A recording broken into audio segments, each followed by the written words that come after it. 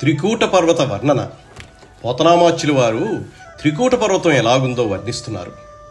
అది మరియును మాతులుంగ లవంగ లుంగ చూత కేతకీ భల్లాత కామ్రాతక సరళ పనస బదరీ వకుళ వంజుళ వట కుటజ కుంద కొరవక కురంటక కోవిదార ఖర్జూర నారికేళ సింధువార చందన పిచుమంద మందార జంబూ జంబీర మాధవీ మధూక తాల తక్కోల తమాల హింతాల రసాల సాల ప్రియాళు బిల్వామలక క్రముక కదంబ కరవీర కదలీ కపిద్ధక అంచన కందరాళ శిరీష శింసుపాశోక పలాశ నాగ పున్నాగ చంపక శతపత్ర మరువక మల్లికామ తల్లికా ప్రముఖ నిరంతర వసంత సమయ సౌభాగ్య సంపదంకురిత పల్లవిత కోరకిత కుసుమిత ఫలిత లలిత విటప విటపి వీరున్యవహాలంకృతంబును మణివాలుకానేక విమల పులిన తరంగిణీ సంగత విచిత్ర విద్రుమలతా మహోధ్యాన సుఖపిక నికర నిశిత సమంచిత చంచూపుడ నిర్ధళిత శాఖి శాఖ అంతర పరిపక్వ ఫల రంధ్ర ప్రవర్షిత రస ప్రవాహ బహుళంబును కనకమయ సలిల కాసార కాంచన కుముద కహ్లార కమల పరిమళ మిళిత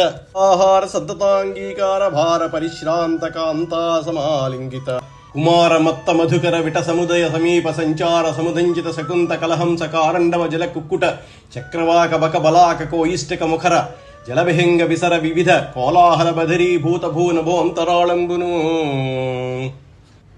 తుహిన కరకాంత మరకత కమల రాగ వజ్ర వైఢూర్య నీల గోమేధిక పుష్యరాగ మనోహర కనక కలధౌత మయానేక శిఖరతట దరీ విహరమాణ విద్యాధర విభుధ సిద్ధ చారుణ గరుడ గంధర్వ కిన్నర కింపురుష మిథున సంతత సరస సల్లాప సంగీత ప్రసంగ మంగళాయతనంబును అంధగజ గవయ గండభేరుండ ఖడ్గ కంఠీరవ శరభ శార్దూల శిశ చమర శయ్య భల్ల సారంగ సాలావ్రక వరాహ మహిష మర్కట మహోరగ మాధ్యాల నిఖిల మృగనాథ సమూహ సమర సన్నాహ సంరంభ సంచకిత శరణాగత శమన కింకరంబునయ్యొప్పు అప్పర్వత సమీపంబునందు ఆ త్రికూట పర్వతం మీద మాదీఫలము లవంగము పుల్లమాదీఫలము మామిడి మొగలి జీడి అంబాళం తెల్లతెగడ పనస రేగు పొగడ ప్రబ్బ మర్రి కొండమల్లి మొల్ల ఎర్రగోరింట తుమ్మ కోవిదారం ఖర్జూరం నారికేళం వావిలి చందనం వేము మందారం నేరేడు నిమ్మ పూలగురివింద ఇప్ప తాడి తక్కోలం తమాలం గిరికతాడి రసాలం మద్ది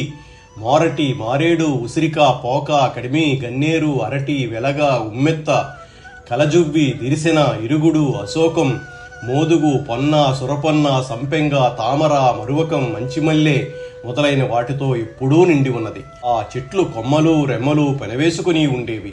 ఆ చెట్లు తీగలు నిండుగా పటమరిస్తూ చిగురిస్తూ మొగ్గలు తొడుగుతూ పూలు పూస్తూ ఎడతెరిపి లేకుండా వసంతకాలపు చక్కదనాలకు నిలవై ఉంటాయి. ఆ తోటలలో ముత్యాల చిప్పలతో కూడిన ఇసుక తిన్నెల కుప్పలు తెప్పలుగా ఉన్నాయి. ఆ చెట్ల కొమ్మలలో చిలుకలు కోయిలులు గుమిగూడి ఉన్నాయి.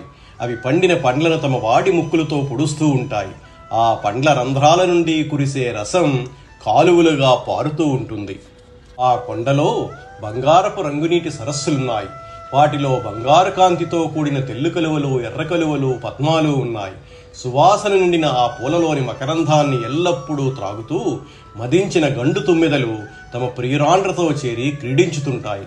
వాటి ప్రక్కనే శకుంత పక్షులు కలహంసలు కారండవ పక్షులు నీటికోళ్లు చక్రవాకాలు కొంగలు కొక్కెరలు చీకు కొక్కెరలు అందంగా తిరుగాడుతూ ఉంటాయి. ఆ పక్షులు చేసే గగ్గోలు భూమికి ఆకాశానికి మధ్య ఉండే ప్రదేశం చెవుడు పడేటట్లు ఉంటుంది.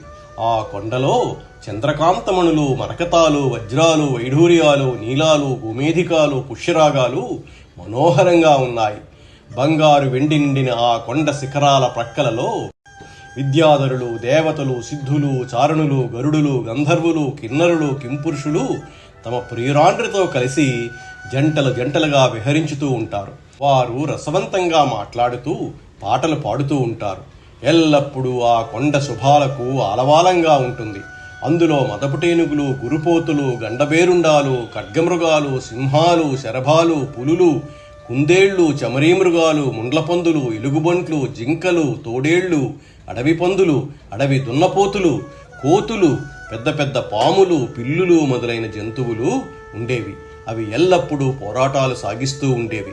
వాటికి భయపడి యమభటులు సైతం శరణు వేడుతూ ఉండేవి.